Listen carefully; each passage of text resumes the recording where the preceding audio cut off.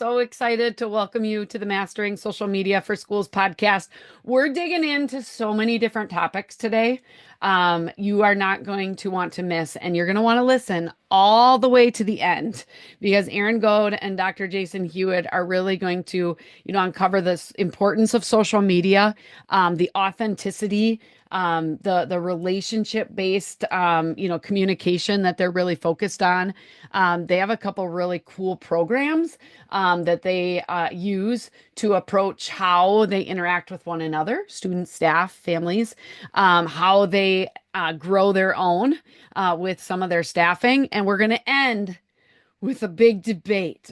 Not a big debate. It's just really going to be some good conversation around comments or no comments on Facebook. You guys are not going to want to miss it. So I am so excited that you're here. And, by listening to this podcast, maybe you feel a little bit like we know each other, and we do. Like I know tons of you that are listening, but if I've never met you in person, I want to give you a hug at NSPRA in Washington, D.C. coming up next month. So they have their national seminar every July, and Social School for EDU will be there. So I hope you're registered.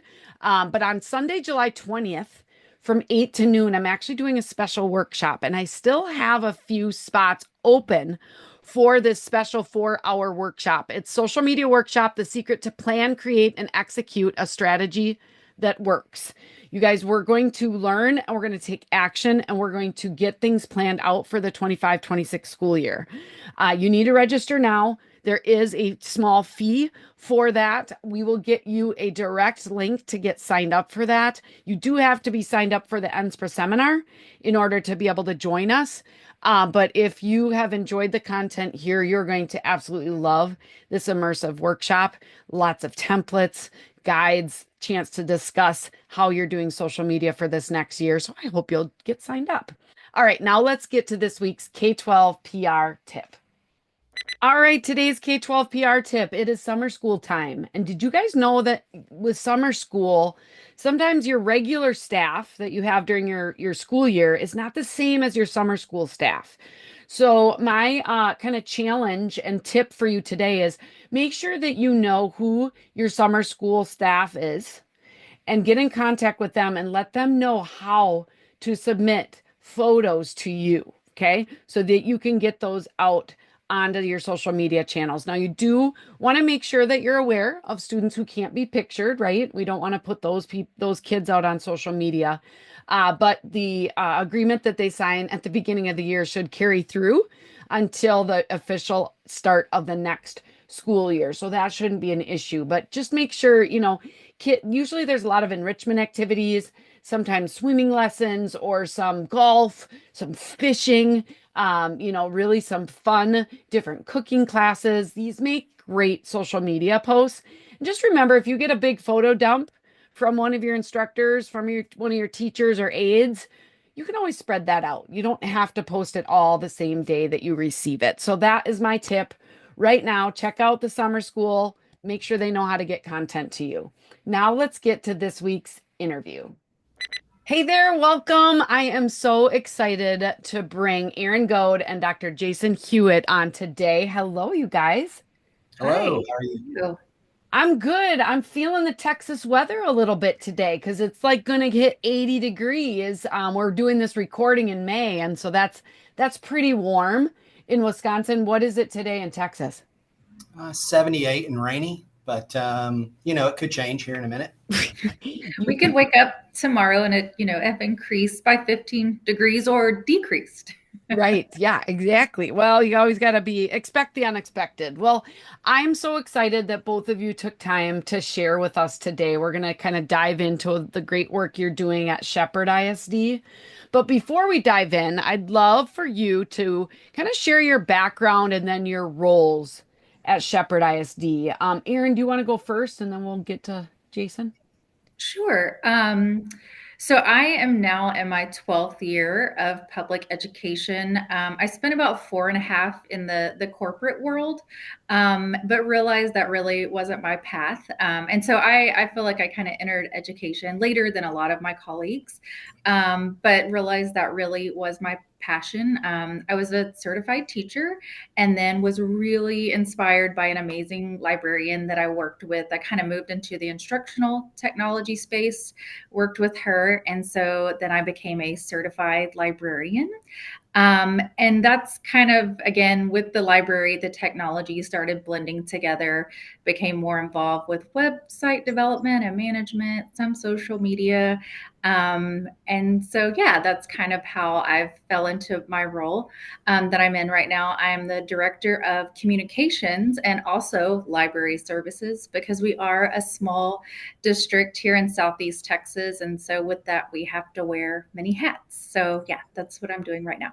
And Erin, just a little bit about your district. How big is it?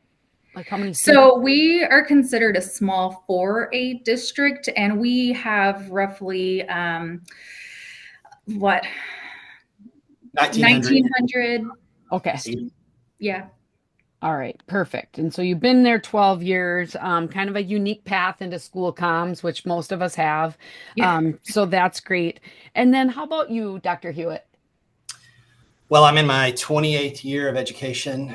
I started in 97 in a small South Texas school district and then moved to a West Texas district. I was a teacher and a coach.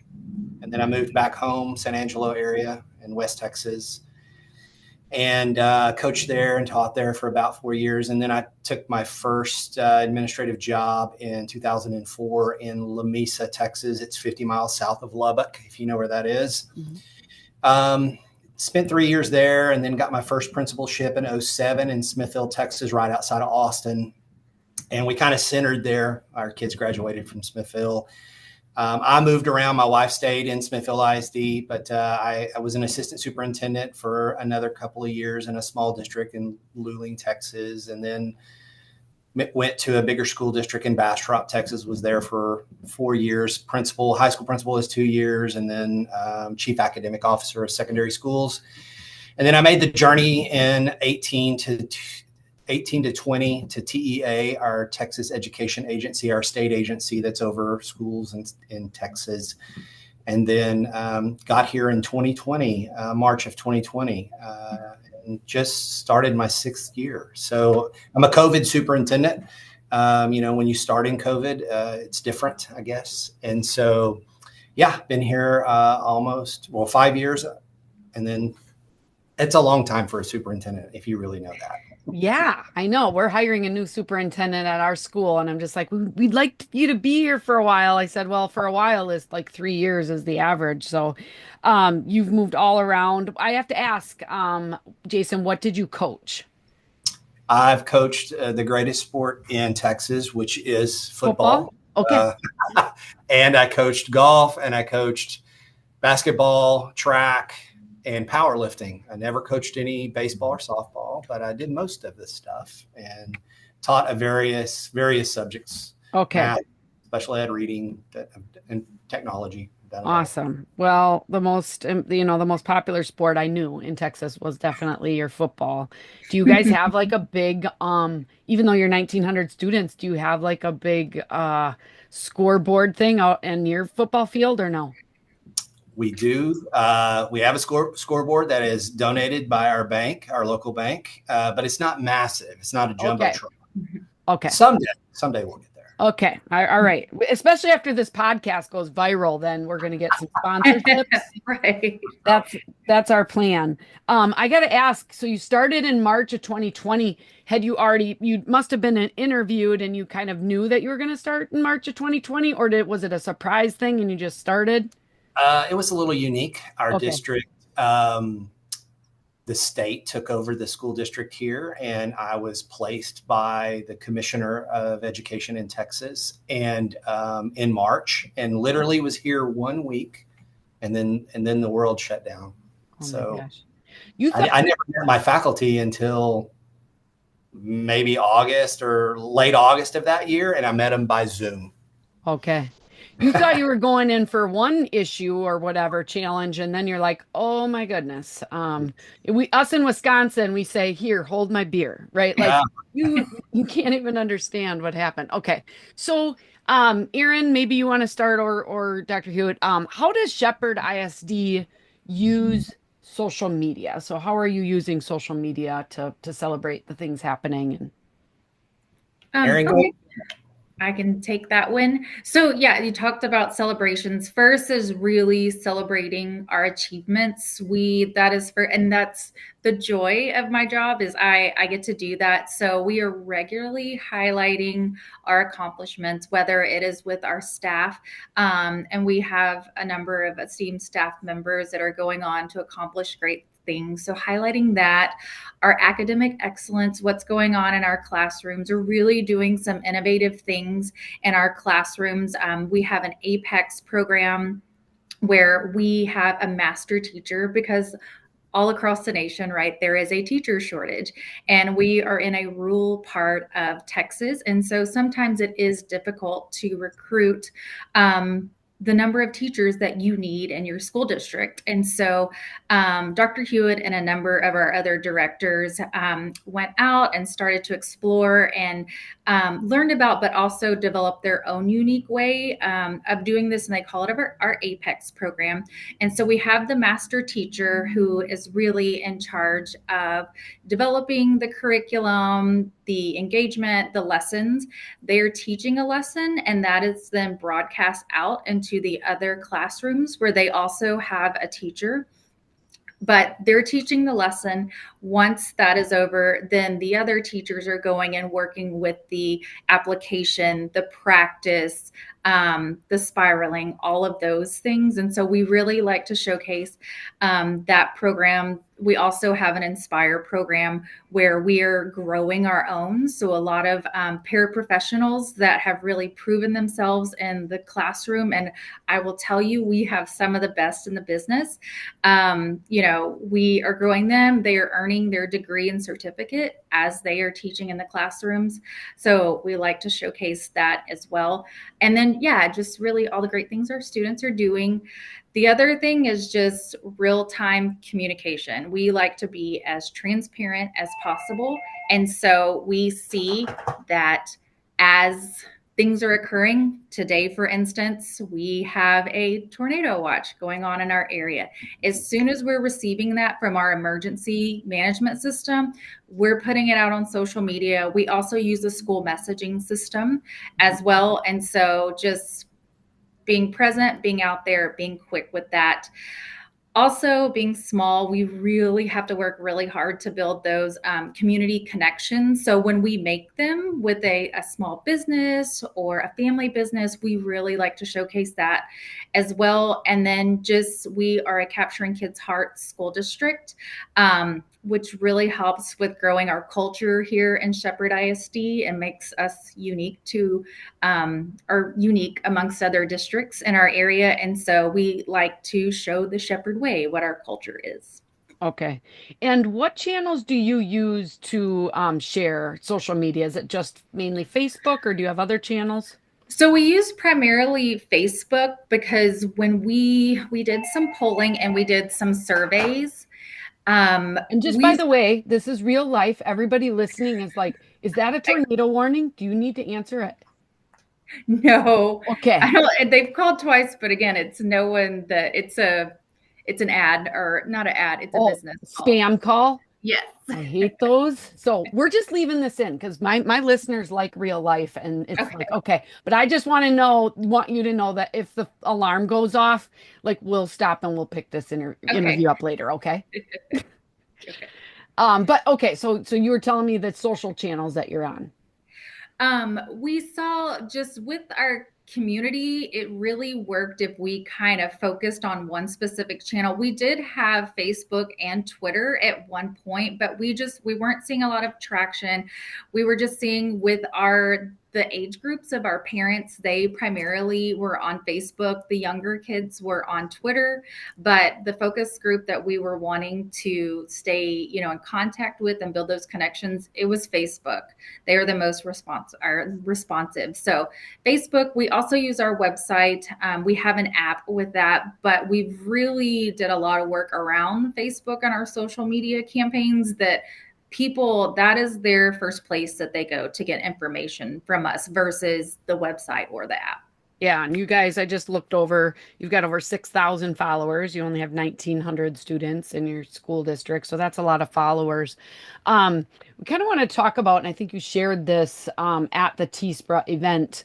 Dr. Hewitt, maybe you can get into it first. You guys really had a pivotal event that really helped shape how you use social media. So can you share what happened with your staff? Well, I've had several pivotal events that have happened, but I think probably it's all interwoven here. So when I explain it, hopefully it hits home. First of all, I started in COVID, so I think really of how do you reach your community, right? Every superintendent thought, okay, I've got to get out there on social media and I got to do Facebook Live or whatever. But I was also a new superintendent placed by the state of Texas. So they needed to figure out who I was and what am I bringing to them that they're going to like or dislike or whatever. And I've just practiced being authentic and transparent and honest in everything that I do. It's just kind of how I was raised. And, I'm really apolitical in a lot of ways. It may be unnatural to this position. I have to learn how to do that. I think if you just tell facts and you give information, whether it's good, bad, or ugly, I think people appreciate that level of authenticity today because we don't, what's real on the internet. Sometimes you have to dig deep to find information of what's real. And I wanted to be that. And so we started Facebook Live pretty much every week. And really what happened is, that's how the community kind of interacted and then just came to expect it. We went from once a week for a long time, probably about almost 3/4 of a year, right? And then we moved to about once every 2 weeks. And then we moved to once a month. And then we've moved to once a quarter. So we've basically weaned our folks off. I've been here 6 years, so they know who I am and what I'm going to say. But that was really kind of the pivotal moment for us to really just engage this community back into its school system, because I believe in the democratic process. I believe in the electric process. I believe in all of that. But when the state comes in and takes your district over in the state of Texas, they remove your board of governors and they install a new one. And, basically it is you do the things that you need to do to improve the academic or financial situation or whatever the district is. And so, and it lasts for a long time. I mean, we're going on year 5 now. And so I just want the folks to feel comfortable about where they send their kids, the information that we're giving them, and whether it's good or bad, we tell them what they need to hear. And, so I think that was kind of that's been the thing that has happened. Plus, we've gotten really good academically. We're currently a B district and, A through F system here. Okay. So that helped. Our elementary, the reason why there was state intervention for 7 years was a failing school, and our junior high failing for about 3 years. And so, state came in and just said, hey, we need you to fix it academically. And we did. We hired some folks, hired some good leaders to come in and really kind of diagnose what needs to happen. And we did that. And so we have to talk about that on social media a lot. And then I would say, that, and then we are a national showcase winner in capturing kids' hearts. We just won our 3rd award 2 weeks ago for the 3rd year in a row. And there's only 86 districts in the nation that win that. And we're one of those 86. And that means all 4 of our campuses are national showcase schools. So, as we promote who we are, we celebrate all of that on social media. So I don't know if it's been one pivotal thing or a couple, but that's basically where we go to speak to our community. That's what they want. And let me tell you, they're well-versed now. If we don't post it, Erin might get a text or two, like, where's your post, or whatever. And so we love that we can engage that way with them in a very positive manner. And so that's pretty much, I guess, Erin, do you think is there any other pivotal moments that we may have had on social media? Well, I've got a question. I got a quick question for you. Erin, were you in your role as a communications director when Jason came on? No, at the time I was still teaching in the Austin area, so the Central Texas area. Okay. But I actually grew up here. I went to Shepherd K through 12th grade. And so I was away for a time for about 19 years. But during COVID, my husband and I made the crazy decision to move back to the area. And so I was moving back as the transition was happening with TEA and still being very connected with the community, was very much keeping up with what was going on. And so when I did come back, I made the decision to come back to Shepherd because we were moving here. My child was going to go to school here, and knowing, it's hard being a teacher anywhere. I'm like, if I'm going to put in the work, you know what? I want to put the work in my hometown district, and that I can make a district or a difference and help us get back to the level that I know that we could be. So I came on maybe 2 years, Dr. Hewitt, I think it might have been, after this all initially started. Okay. We hired Erin to be our librarian, district librarian, and she's kind of selling herself short a little bit. So I'm just going to tell you, I had read some articles that she had published in the paper about some events that happened in our, at the high school and other campuses. And I was like, wow, she's a really good writer. We need to get her involved in that's what I do. When I find talent, I try to involve them in other ways. And we had gone on Christmas vacation, and I came back, and I just saw the work she was doing as the district librarian. And I said, are you interested in communications? And she said, are you in my brain? And so I'm like, I'm serious. Like you have a marketing angle, you understand branding, you understand how to do this. And it's clear on how you just promote everything on your campuses and how you write. And I said, we really need your help. And she agreed. We kind of stipend the position a little bit. And of course, what happened after that is when you find out that you have talent in the room, you actually get to grow an initiative. And we did that. And we brought her up here to the central office. I think, how long have you been here, Erin? 2 years, something like that, up here at the central Almost office. 2 years. And so, I mean, she's in charge. So everything you see that happens in social media is by her hand and her team. Takes very careful care of tone, of marketing, of branding, and how we're just shaping our story and our narrative in our district. And Erin grew up here, so folks know her, that they feel like they have a connection almost all the way to the superintendent through an employee in the district.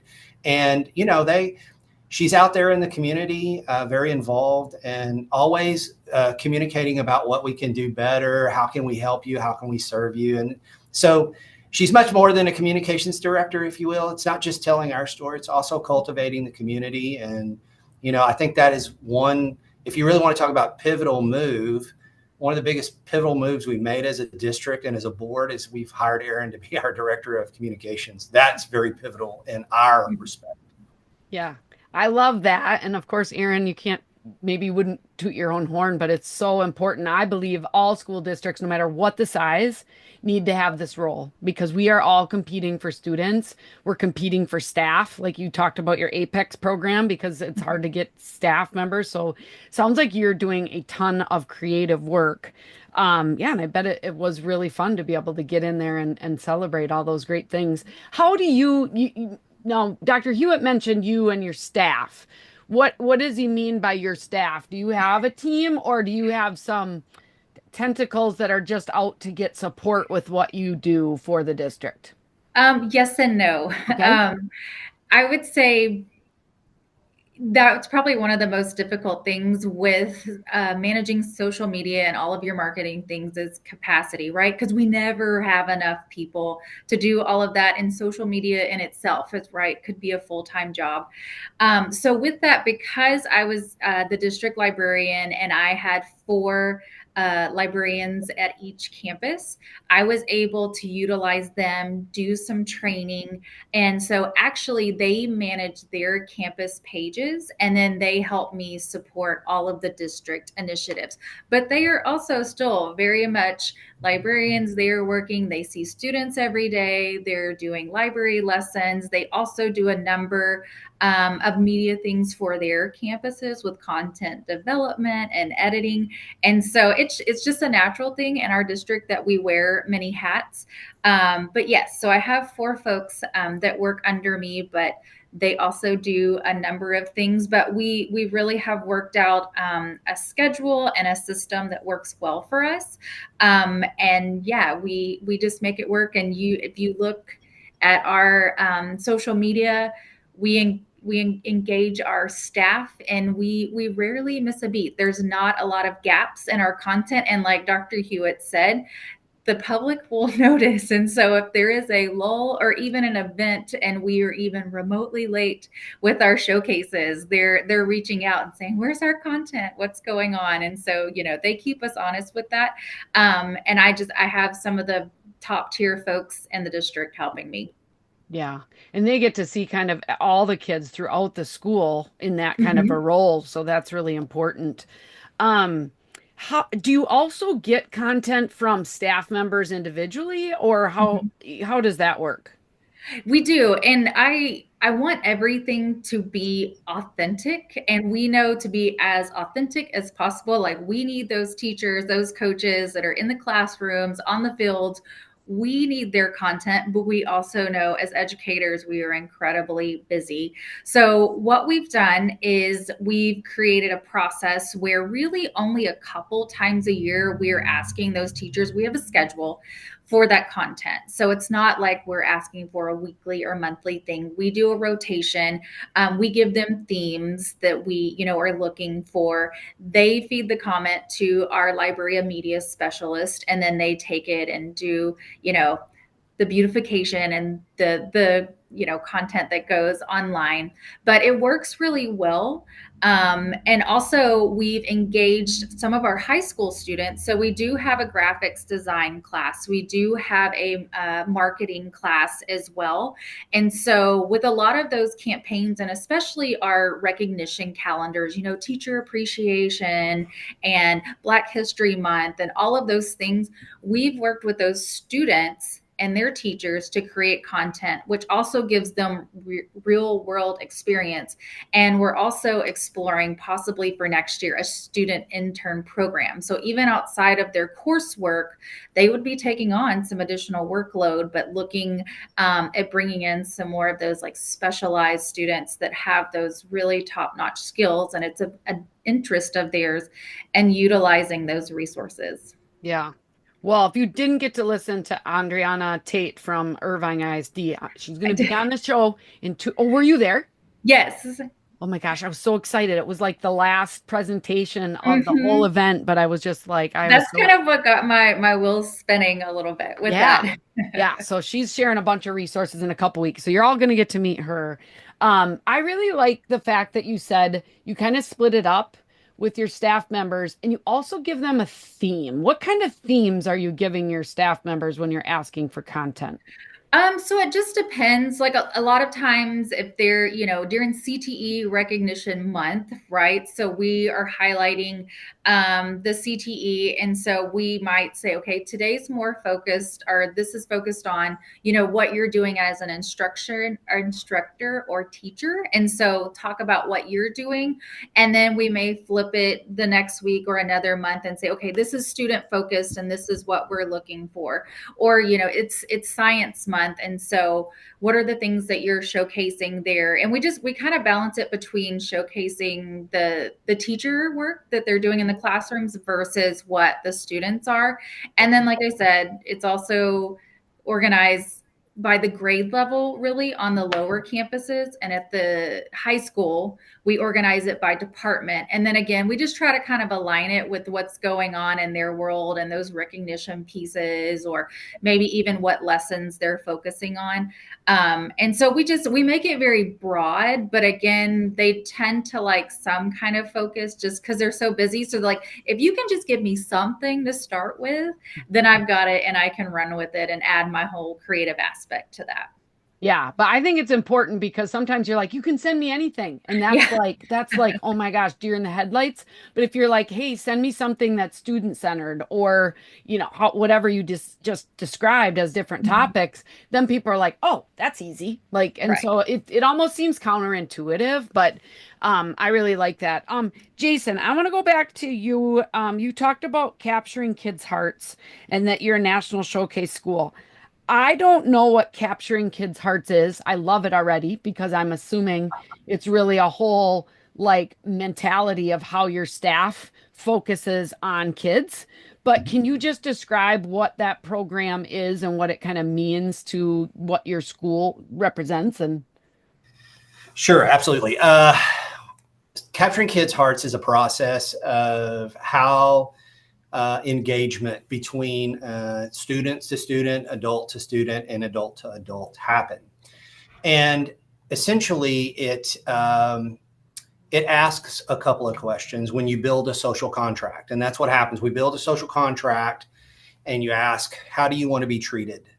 And so I want to be treated with respect, dignity, honesty, right? How do you want the boss to treat you? How do you want the boss to treat you, right? And the same thing happens. How do you treat each other? Same thing happens. You go through and check mark all the words. And then the one that's probably the best question of all is, how do you want to be treated in conflict? And so again, I want to be treated respectfully with dignity, integrity. And there's, all of these, behavior type words show up on this social contract, and everybody signs their name to it and says, I'm going to uphold the contract. And so that's the epicenter of okay. what it is. And then how we interact with that, and we hold each other accountable to the social contract and everything that we do. Our leadership team has a social contract. Our campuses have social contracts. Each classroom has them.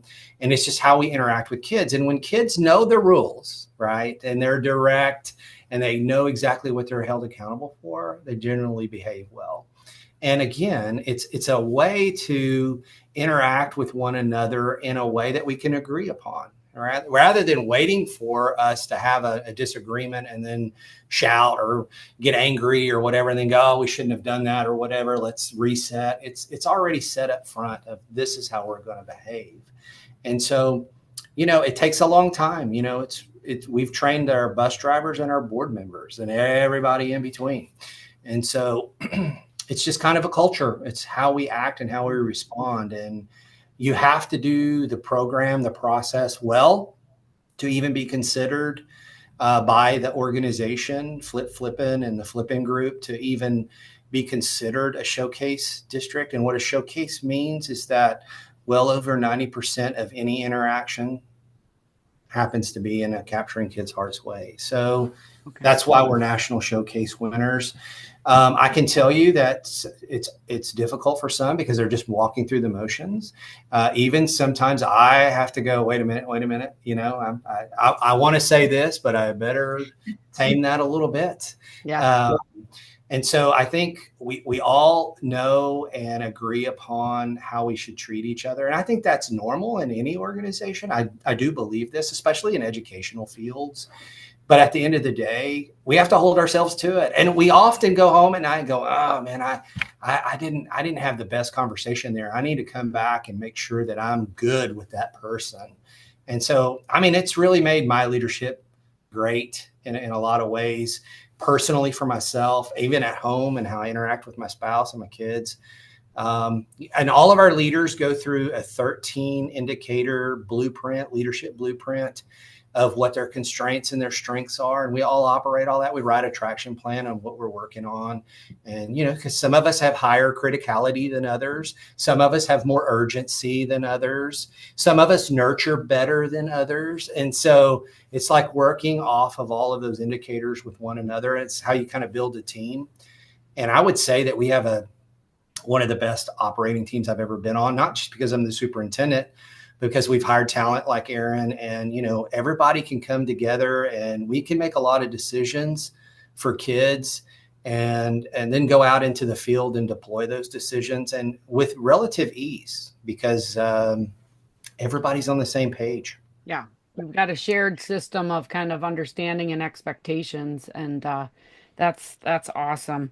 And if Well, I can add one thing to that I really think social media has helped with that, because it really has spilled out into the broader school community. And I had a situation where I was at the ballpark, which is kind of outside of school, is the epicenter of Shepherd. And so a lot of times when we see students doing great things, or even teachers that are very CKH related, we like to put that on social media. And a parent had stopped me at the ballpark just because we had went through a period where there were a lot of folks not happy and probably not being the nicest. And she said, I see those videos where students, right, they're signing these social contracts. I saw it on your Facebook page. And she goes, so I asked my student about it, and it told me it was kind of a guide as how you act and want to be treated and all of these things. And she's like, you know what? I think we might need one of those social contracts at our ballpark. And I was like, that might be a good idea. But it also was just kind of a moment of pride that it was like, they're seeing what we put out there, but it's also creating these conversations with their students about what they're learning and how that's being useful for them. yeah, very much so. So, before we get to our best social media tip, I want to just ask you each to share one of the best stories that you've been able to share on your pages on social media. And I'd love it to be in the last year or maybe 2 years. But is there a favorite video or a favorite moment that you've been able to share that really sticks out and has made a big impact? Erin, I'll let you go first. Okay, and I probably am going to steal Dr. Hewitt's, but our latest is our TIA recognition, which is our teacher incentive allotment. And so that is a program, and Dr. Hewitt can probably explain this much more eloquently than I can. But it is a new program within the state of Texas that's schools can be involved in to provide additional compensation to our teachers based on the work that they are doing in their classrooms and their student performance. And so this is our third year, correct, Dr. Hewitt, that we have been involved with this program. And it's our second year of giving those distinguished allotments. And so we actually get to go and surprise those teachers. So everyone knows the time of year that those results are coming out in a roundabout way. And so what we plan is what we call our prize patrol. And so we make it a big deal. We get the high school band to come with us. And so as we're walking into the classrooms, they're playing, and we have flowers and balloons and all of that good stuff. And so we film all of that. And it's life-changing for these teachers, because the allotments, the amounts that they're going to receive for 5 years, is really life-changing. And so there's a lot of emotion involved in that. And so it's been amazing to be a part of that process. And again, a lot of these folks, some of them could be a relative of mine or a very close friend. And so just to be a part of that and experience it, we are bringing on a new staff member to the library media staff who is phenomenal with video editing and content. And she created the most beautiful video this year that we got to share. And it probably was one of our most liked posts of the year on Facebook. So yeah, it was really great and rewarding just to even be in the same room and be a part of that process. Yeah. Being there in person is obviously the best, but then you can transfer that to your community. Right. So I'll get a link to that post, Erin, just so we can put that in the show notes for Okay, people, okay? That's awesome. definitely. How about you, Dr. Hewitt? Do you have a favorite story? I do. I don't know. I'd have to ask Erin where it is in the post, but I know we have some pictures for sure. But we have a grow your own program, and we have an Inspire. It's called Inspire, and basically what we do is we take our paraprofessionals that are just the highest performing in our other classrooms, and we essentially hire them to be the teacher of record. And we send them to online school classes to get their bachelor's degree. And so we take a teacher salary and we less it a little bit to what it would cost to go to this university. And it's very cheap to do this online. And we have a partnership with Indiana Wesleyan University. And we've started with 11 folks in this system, and we've had 6 graduate. And when you have changed the lives of a paraprofessional, roughly a paraprofessional salary across the nation is somewhere around $20,000 or ish, somewhere in there. And so we pay them a teacher salary minus whatever their tuition would be, which we already changed that threshold by about 15,000.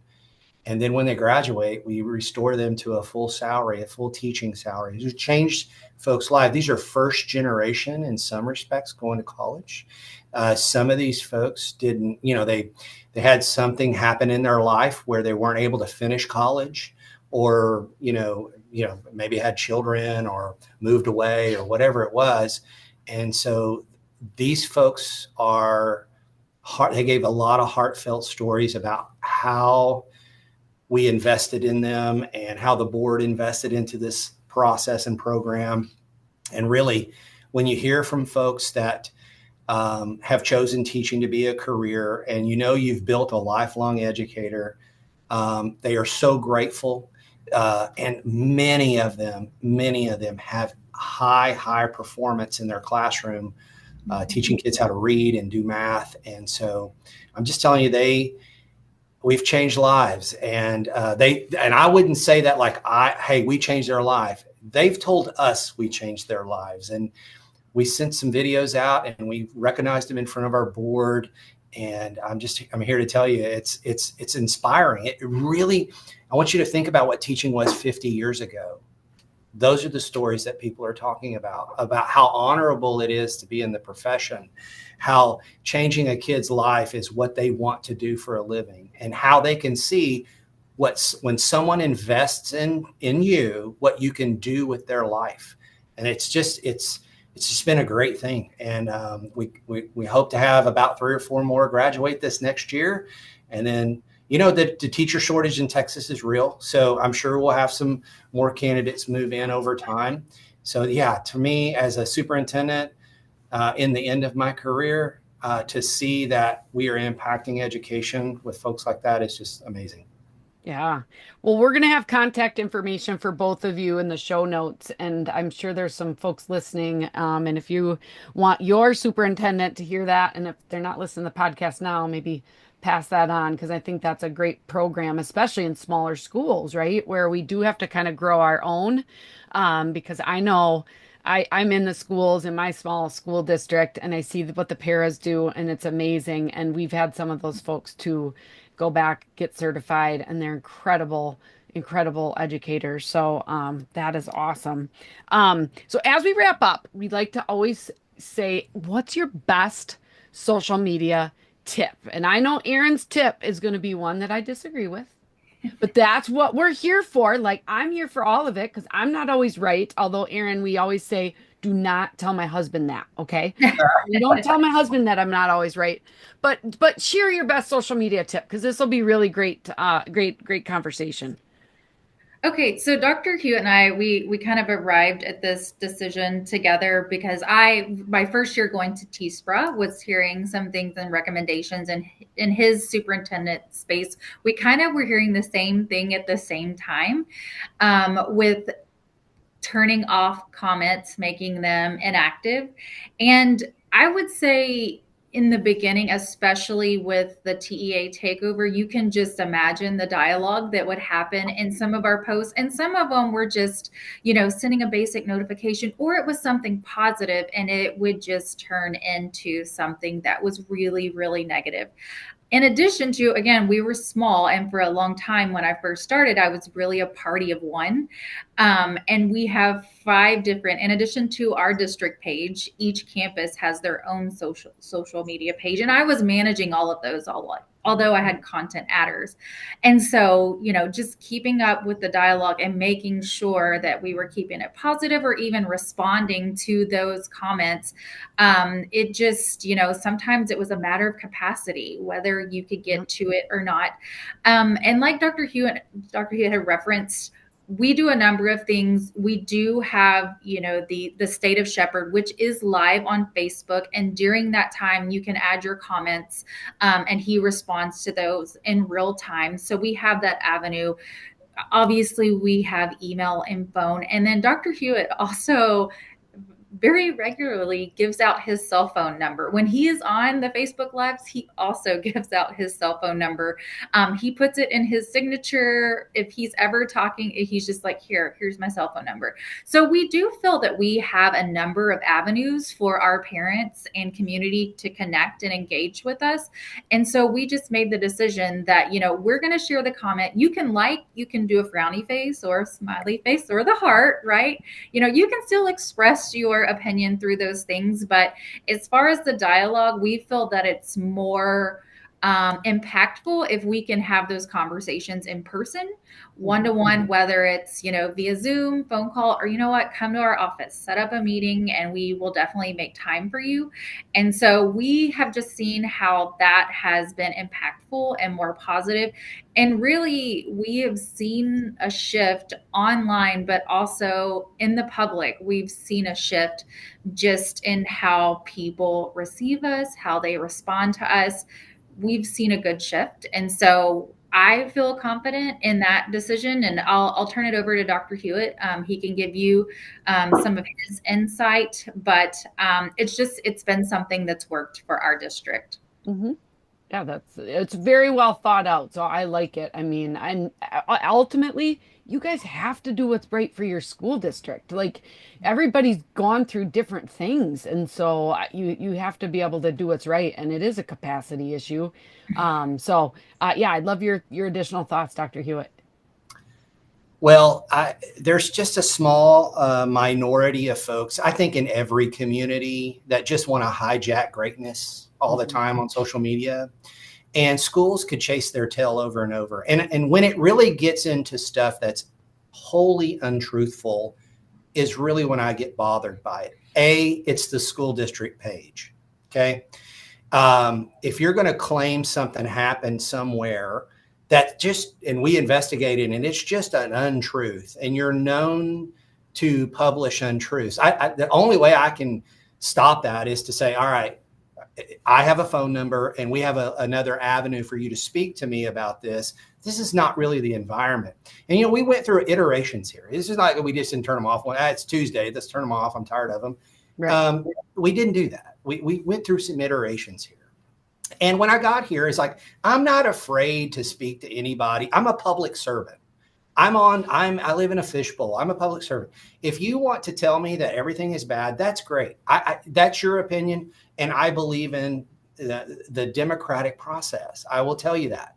But I also think you need to air your grievance to someone in face to face or on the phone. I'll take either way. I'll even take a form. I'll even take an email.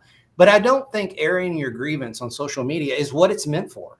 And I don't believe that it's meant for that. I think that's probably the biggest problem with social media is that too many people want to be very bold behind the keyboard. And when you actually confront them in person, they're like, oh, yeah, I really didn't mean it that way. Mm-hmm. And for the majority of our community, that's exactly what they've told me. And I've had to say this a number of times. Will you please remove that post? Will you please remove that comment? Because it's not indicative of what you just felt at the moment. And had I been in front of you at that moment, you still might have said it, but we could have come to a conclusion and an agreement. And you might have got some more information that maybe would have told you that, yeah, that was probably a little harsh. So I realize we're the government. I get it. I understand in free speech, and I believe in it 100%. But I'm on social media myself, and I read a whole lot of social media, and I can tell you it is full of hateful comments. It is full of people expressing themselves in a negative light. And I think public schools have enough of that, personally. And so I know I'm passionate about it. I don't know if that's a tip or not. What I'll tell you a tip is, make yourself available for other superintendents or school folks that are listening to this. Is people want to hear from the boss, the person they know who's in charge. They want to hear from that. And you have to make yourself accessible. I'm highly accessible. And I couldn't have survived this long without being accessible to the community. I mean, I just recently, the community member called and said, hey, can I visit with you? And I had space in my calendar. I said, come on, let's go. And it's like that helps calm the fears. And I think that's just what we have to do as public servants. And I have a lot of superintendent friends that do that, but I have a lot of superintendent friends that are not accessible. And I think that's part of it, or they take important work and they give it away, right? They give it to, somebody like Erin, or they give it to an assistant or whatever. And I'm just going to tell you, I'm not that important that I can't stand in our local McLean's grocery store and say, talk to somebody in the bread aisle with their concern. I'm okay with that. Like, hey, I'm picking up my dry cleaning just the other day, and a lady had a situation with her student on the bus, and she was new and I didn't know her name, and I took it down. I was texting my director of transportation the same time she was talking to me, and I also gave her the opportunity to say, hey, I want you to talk to my director, but I'm going to follow up with you to make sure that you two have connected. And just that conversation alone, the next time I drop my laundry off, hey, did you get that situation taken care of? She was like, absolutely. Thank you for doing that. Now, I'm going to ask you, Andrea, what if that would have played out on social media? Would I have been able to solve that problem from a social media lens, that a post I might have not seen for hours and hours? Right. You see, that's my point. We have to lead social media as well. We can't just let it be a product. And we have treated Facebook like X in a lot of ways, right? When the way Twitter, or X, it's Twitter in my world. It started as Twitter. I'll probably never not call it that. I'm sorry, Elon. But way that works is somebody makes a post, and if somebody wants to comment on that post, they have to grab it and put it under their identity. You see what I'm talking about? Mm-hmm. And everybody can see that if you follow them, right? But in Facebook, that's not how the algorithm works. If you comment on my post, your friends can't see what you said to me.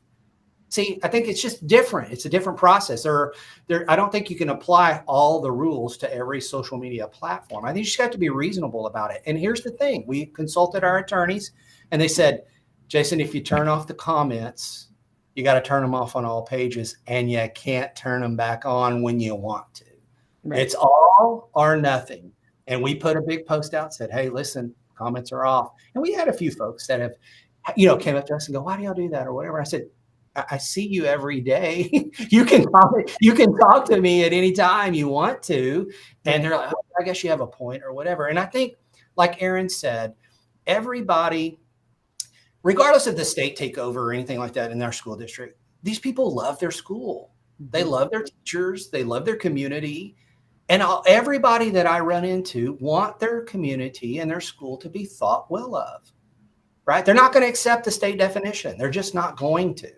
They're not going to accept what the legislature does. They know this is their community school, and they know they want access to the people here, and they want to be able to talk to folks like we've always talked to folks. And I think that's kind of the Generation X in me. I really like to talk to you face to face or on the phone. I'm happy to, however you have to bring whatever information you bring it to, just bring it to it. Because a lot of times, Andrea, here's the deal.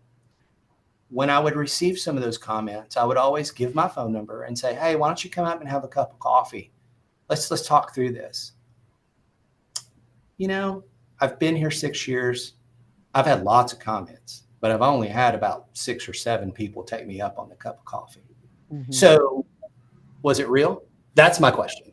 And so I know that you might have a little consternation about free speech, and you should. I mean, you're a media person who runs a Well, mine's podcast. not even so much free speech because I believe that people have the right to, I mean, they can say anything they want about your school. They can share the post on their own page and they can post Right. anything. Mhm. So you're not limiting their free speech. My big No, thing is it limits engagement, which limits the reach. So, sure. but your page still may get great reach, and I think you've gotten, you've got great reasoning, and you've got the right leadership approach to wanting to really engage with people. My question for you, Erin, is so basically, once you publish a post on Facebook, you have to be on live so that you turn off comments. Right. So yeah, we had a few apps where we could schedule things, and so we've quit utilizing those because yes, we have to post live, we immediately have to go and we have to update the settings on Okay. those. And so that has broadened our social media group. So in addition to our library media specialists, we have a few administrators as well, just because you're doing content real time. But again, we've trained all of them. And as Dr. Hewitt has says, we are still constantly having that dialogue with our community if they have any questions. But yeah, it did create some other things that we had to learn how to manage. But now we have a really good system and it works for us. Yeah, because it's just you can't just turn, like some people just think, oh, you just turn comments off. Well, it's not a Yeah. button on Facebook. Yeah. No. You actually have to do it per post, Yep. which is a little bit of a pain. Instagram's a little different. I know you guys aren't using Instagram, but great things to think about. And ultimately, like I've talked to people, it's like if that's your rules, it can actually make your job a little bit easier because you're Mhm. not worried about some of those things. Not that you still don't have to deal with issues that come up, but you get to really deal with them instead of it Right. blowing up on social media on a Saturday night, which, can certainly happen and certainly does happen. I'd say the majority, I used to say 99%, Dr. Hewitt, I used to say 99% of comments were positive.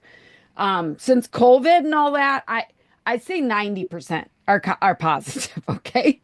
Some are a little snarky and then some are downright like inappropriate. And so there's certainly ways to grow it, but I think you've given everybody listening, some things to really think about and great ways to approach it. And if you need to have this conversation at your school, do it.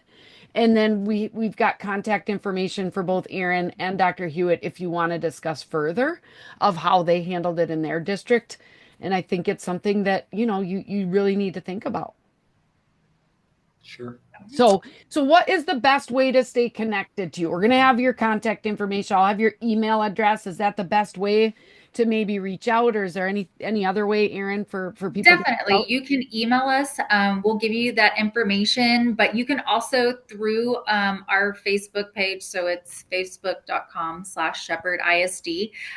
We also are very attentive to our messages. So you can also shoot us a message through any of our Shepherd ISD pages, our campus pages, and we will definitely get back to you. That's another good point that you have, because for most of ours, just so you guys know, we shut off that direct messaging because sometimes it's like, what time is the wrestling bus getting home? It's like, my goodness gracious, unless you're the coach, you don't know. So we suggest turning that off, but we have comments on, but you just kind of have it vice versa. So there is still a way if somebody's really mad, frustrated with something, they can just easily hit that message button and you guys are responsive to that. So that's really great. So, Definitely. So anything else you want to share, if I Dr.? go out to Facebook and I find your Facebook page, your personal page, Andrea, right? Is Yep. that correct? So you can find mine as well. And so there's a ton of community members that are like, they'll friend me or whatever, and then they'll want to talk to me that way. And I'm like, if I'm going to give my cell phone out, then I'll probably friend you, and then you can talk to me that way as well. So like I have incredible access. I just believe it's the right way to be a superintendent. And that's my conjecture. I don't know if everybody believes that who sits in my chair, but we know the value of social media, and we know the value of how we need to engage with our community. And we do it. We do it by text. We have a system that sends text messages out. We do it by our website. We do it by social media. We do it by phone calls still. Like we know that we have to communicate to everybody in different modes and ways to really tell our story, tell our narrative, whatever it may be. and then just to promote positivity of what was going on in the district. Because who doesn't want to see kids winning awards and doing great things with capturing kids' hearts, and teachers winning awards? I mean, everybody wants to see that. That brightens everybody's smile. Yeah, absolutely. Well, thank you guys so much for hanging out. I spent a little more time than I said I was going to, but we had a lot to cover. We'll also have the links to your Facebook page and to your website so people can check out the great stories and the things you guys are celebrating. I just want to say thank you both for, sharing your gifts with your students and now passing that on to hopefully listeners really around the world. So thank you guys so much for hanging out. Thank Thank you you. again. We were really honored that you asked us as well. Yeah, awesome. Well, everybody listening, take some notes, share this with your superintendent, your district administrator. I think this would be a good conversation piece. And we'll be back next week with another great episode. Well, until then, keep telling those stories. Bye bye.